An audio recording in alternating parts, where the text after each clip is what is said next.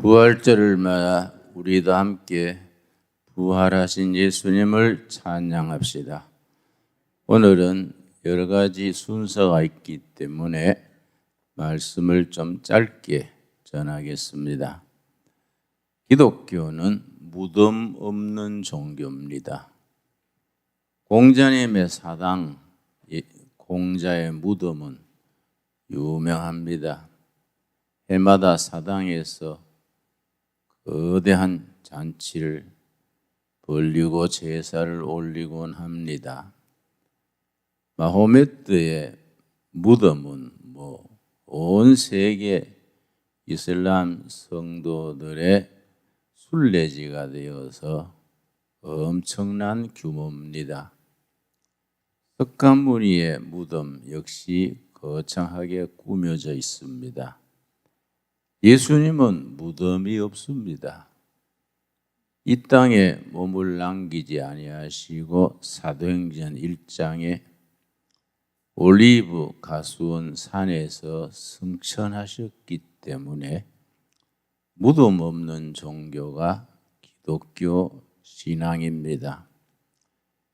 실제 부활하신 예수님 무덤 없는 신앙에 대해서 말레이시아에서 일어났던 한 실화가 있습니다.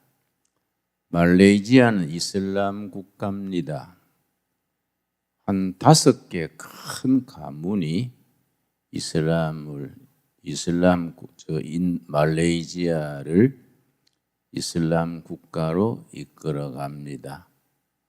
그 중에 한 큰 가문의 대표가 이제 사우디아라비아 마호메트 무덤을 메카라 하지요.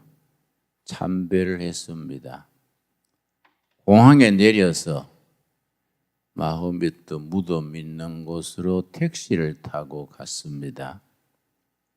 택시 운전수가 30대 건강한 젊은이인데 이렇게 수염을 기른 기사를 했습니다. 그 운전기사가 물었습니다. 어디를 가세요? 예, 우리 교조 마호메트 무덤을 찾아갑니다. 그랬더니 운전수가 생각지 않는 말을 했습니다. 왜 죽은 자의 무덤을 찾아가고 무덤을 남긴 죽은 사람을 믿으시오? 무덤 없이 부활하신 생명의 주인 예수를 믿으셔야지요. 이러니까 깜짝 놀라서 아니 이슬람 성지에 마호메트 무덤에 1년에 엄청난 수가 참배를 하는데 택시 기사가 그런 말을 할 수 있나? 당신은 어떻게 그런 말을 하세요? 그런 얘기를 나누었습니다. 내리기 전에 운전기사가 다시 말했습니다. 무덤을 남긴 사람 믿지 말고 무덤이 없으신 예수를 믿으세요. 신앙의 세계는 생명의 세계인데 왜 죽은 사람을 믿으시나요? 그래서 이 사람이 아주 화가 머리끝까지 났습니다. 그래서 사우디아라비아에는 종교 경찰이 있습니다. 종교를 전담하는 경찰. 다른 사상을 가진, 다른 신앙을 가진 사람들은 종교 경찰이 검색해서 재판도 하고 추방도 하고 감옥도 보냅니다. 그게 신고를 했습니다.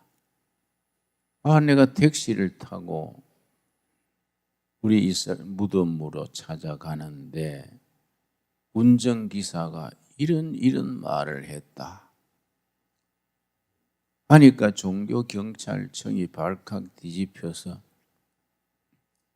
어떻게 성지에 그런 경찰이 있을 수 있냐? 당신 그 얼굴을 기억하냐? 이렇게 생겼다. 30대 건장한 남자 얼굴이고 수염이 나 있고 그걸 쭉 설명을 했습니다. 그래서 그걸 그렸습니다. 화가가 그리지요. 그래서 다 돌려서 공항에서 택시 기사 중에 이런 얼굴의 사람을 찾아라. 아무리 찾아도 그런 얼굴의 사람이 없어요. 그래서 흐지부지 됐는데 이분이 이제 성지 순례를 마치고 메카 무덤을 다 참배하고 말레이시아로 돌아왔습니다. 일상생활에 다시 복귀했는데 자기 사업상 친구 중에 크리스찬이 있었습니다. 그 가정에 초청을 받아가서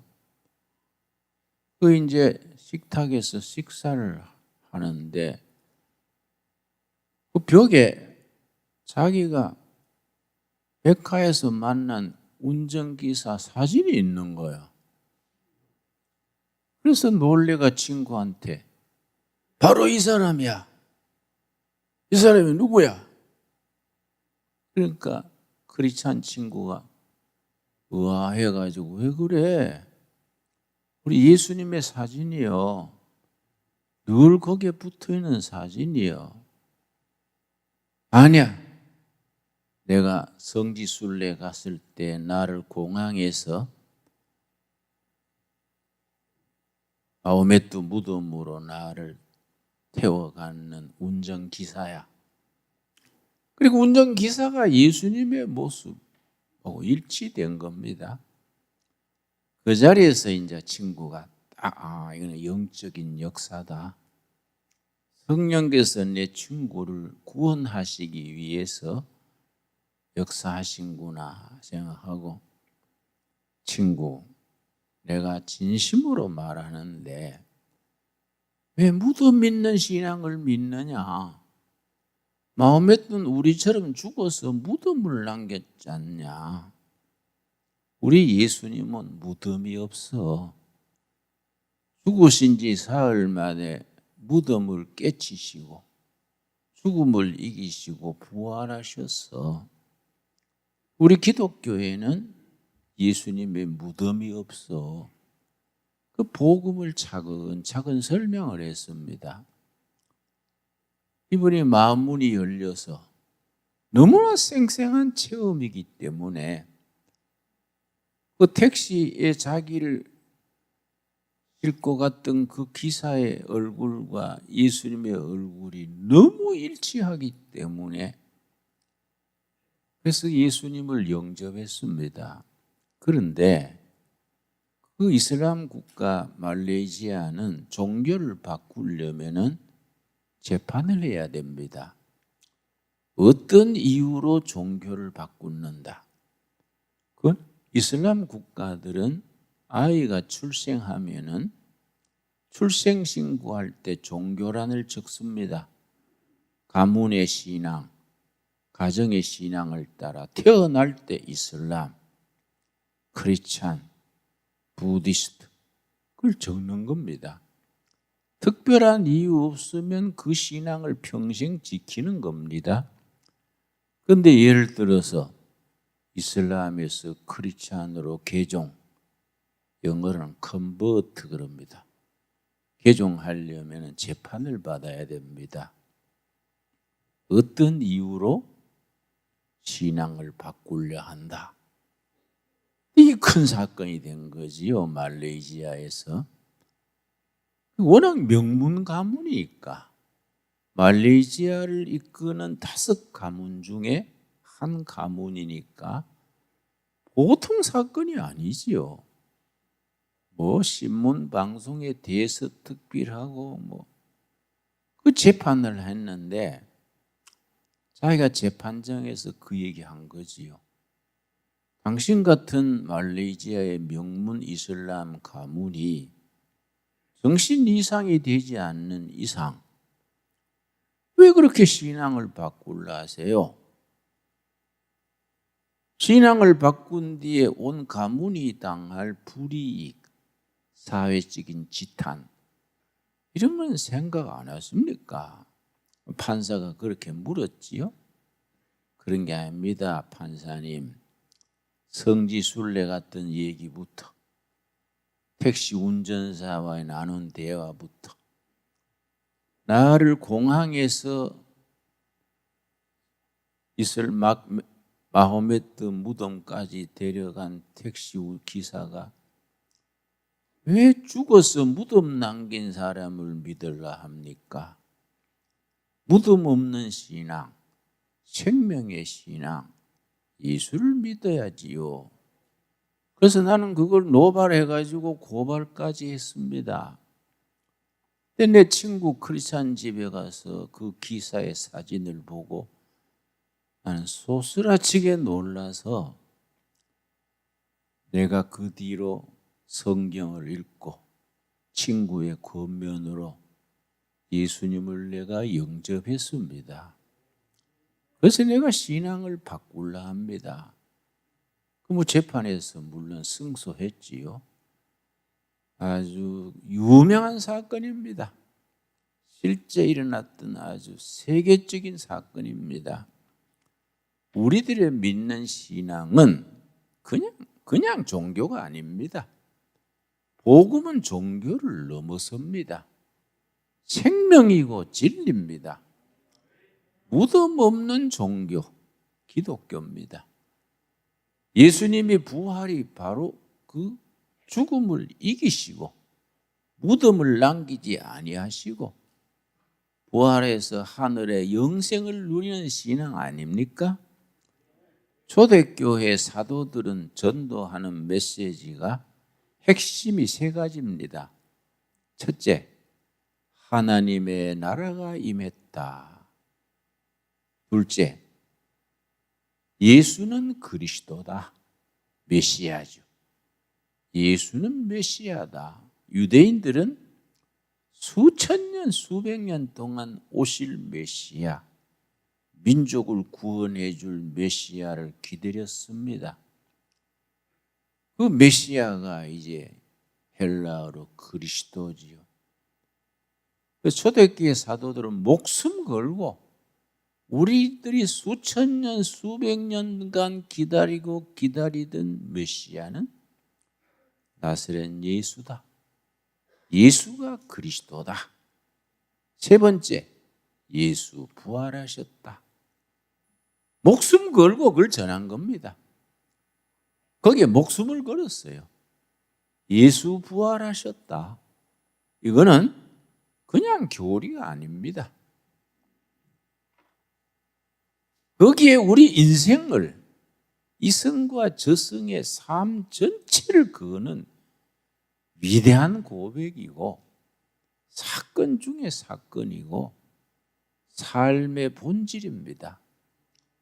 2021년 부활절을 맞아서 부활하신 예수님을 다시 한번 우리 주인으로 모시는 확실한 신앙 고백이 있게 되기 바랍니다.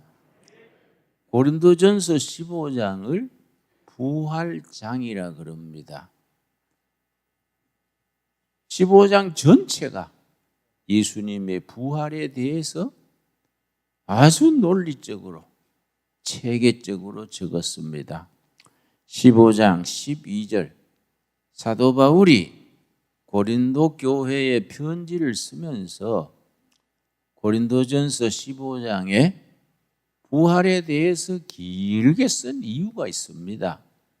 그 이유가 12절입니다. 15장 12절. 그리스도께서 죽은 자 가운데서 다시 살아나셨다 전파되었거늘 너희 중에서 어떤 사람들은 어찌하여 죽은 자 가운데서 부활이 없다 하느냐?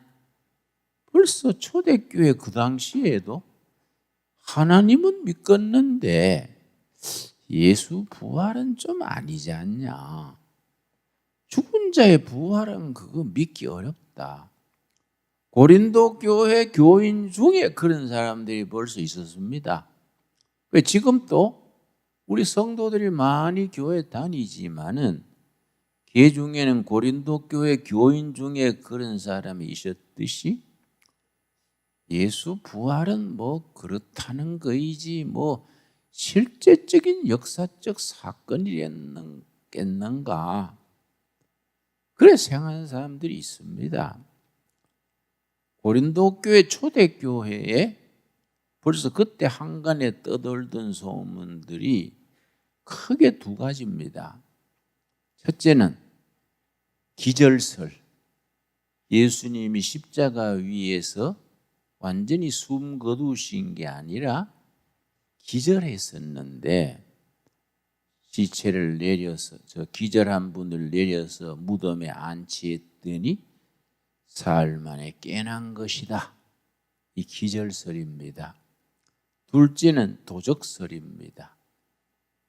예수님이 십자가에 죽었는데 무덤에 모셨는데 예수님의 제자들이 로마 구인을 매수해서 시체를 가져다가 딴 데 모셔놓고 부활하셨다. 그렇게 한 거다. 이 도적설입니다. 기적설에 대해서는 복음서에 분명히 기록되어 있지 않습니까? 로마 군인들이 사망을 확인하기 위해서 창으로 옆구리를 찔렀지요. 그걸 군대에서는 확인사살 그럽니다. 적군이 기절하고 안 죽었는데 죽은 척하고 있는 경우도 있기 때문에 확인사살을 합니다. 그런데 성경에는 분명히 로마 군인이 창으로 옆구리를 찌르셨지요. 그래서 이사야서 53장에 그가 찔림은 우리의 허물을 인함이요. 기억하시지요? 십자가 위에서 로마 군인이 옆구리를 찔러서 확인한 겁니다. 우리가 부활 신앙을 믿지 않으면은 기독교 신앙은 기초가 없어집니다. 부활 신앙 위에 기독교 진리는 세워져 있습니다. 그래서 13절 말씀, 만일 죽은 자의 부활이 없으면 그리스도도 다시 살아나지 못하으리라. 그래서 15장 19절 말씀, 만일 그리스도 안에서 우리가 바라는 것이 다만 이 세상의 삶뿐이면 우리 모든 사람 가운데 우리가 더 불쌍한 자이리라. 우리 인생이 이승에서 끝난다면 우리는 헛것을 믿는 사람들이다. 부활하신 예수님을 따라 우리도 부활하여 영생을 누리는 그 신앙이 없다면, 부활 신앙이 없다면 우리는 얼마나 어리석은 자고 얼마나 불쌍한 자들이냐. 평생 헛것을 바라보고 인생을 걸었으니까 얼마나 우리가 불쌍한 자냐. 20절, 그러나 이제 그리스도께서 죽은 자 가운데서 다시 살아나사 잠자는 자들의 첫 열매, 부활의 열매지요. 그래서 21절, 22절에 아담과 예수님을 비교해서 21절 뭐라 그랬습니까? 사망이 한 사람으로 말미암았으니 그 한 사람 누구겠습니까? 죽음이 시작된 사람 아담이지요. 죽음이 아담 한 사람으로부터 시작되었으니 죽은 자의 부활도 한 사람으로 말미암아 암는도다. 부활은 누구에서 시작됐다는 겁니까? 예수 그리스도의 부활로 시작이 됐다. 그래서 22절이 핵심입니다. 아담 안에서 모든 사람이 죽은 것 같이 그리스도 안에서 모든 사람이 삶을 얻으리라. 우리가 아담의 후손으로서 죽음 앞에, 죽음 아래, 죽음의 권세 아래 있는데 부활하신 예수님을 믿음으로 우리가 부활신앙에 참여한 것을 찬양합시다. 부활신앙으로 세상 살아가는 동안에 온갖 사연이 있지요. 한 세상 사는 게 쉽습니까? 한평생 살아가는 동안에 산전수전 사연도 많고 곡절도 많습니다. 그러나 우리들 크리스찬들은 이미 성공한 사람들입니다. 왜냐? 부활하신 예수님의 신앙을 가슴에 품고 이 세상에 말똥에 뒹굴어 살았어도 우리 천국에 부활신앙 영생을 누리고 사는 것이 아주 보장되어 있습니다. 부활신앙으로 우리가 멋진 인생, 승리하는 인생을 살아갈 수 있게 되기 바랍니다. 기도하겠습니다. 하나님 감사합니다. 부활하신 주님 찬양합니다. 우리 신앙이 무덤 없는 신앙, 영생을 누리는 신앙 감사합니다. 세상에 많은 종교들이 교주의 무덤을 남깁니다. 그러나 우리는 무덤 없으신 예수 그리스도, 부활하심으로 무덤을 남기지 않으신 예수님을 찬양합니다. 부활의 첫 열매 되신 예수님을 따라 우리도 부활신앙으로 승리하는 영광에 참여하게 된 것 감사합니다. 다음에 부활절 맞을 때까지 하루하루 한 달 부활하신 주님 모시고 복되게 싱싱하게 영적으로 살아가게 하여 주시옵소서. 예수님 이름 받들어 기도드렸사옵나이다. 아멘.